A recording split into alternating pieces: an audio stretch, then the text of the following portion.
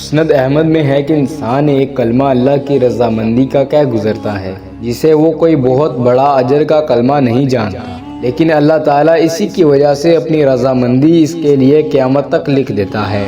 اور کوئی کلمہ برائی کا، خدا کی ناراضگی کا اسی طرح بے پرواہی سے کہہ گزرتا ہے جس کی وجہ سے خدا اپنی ناراضگی اس پر اپنی ملاقات کے دن تک لکھ دیتا ہے۔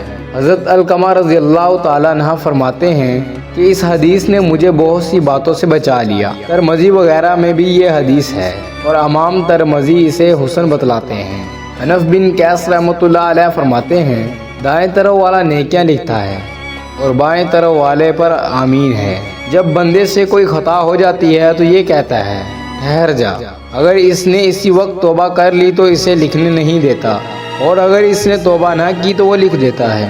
امام حسن بصری رحمۃ اللہ علیہ اس آیات وَإِنَّ عَلَيْكُمْ لَحَافِظِينَ کی تلاوت کر کے فرماتے تھے، اے آدم تیرے لیے صحیفہ کھول دیا گیا ہے اور دو بزرگ فرشتے تجھ پر مقرر کر دیے گئے ہیں، ایک تیرے دائیں دوسرا تیرے بائیں۔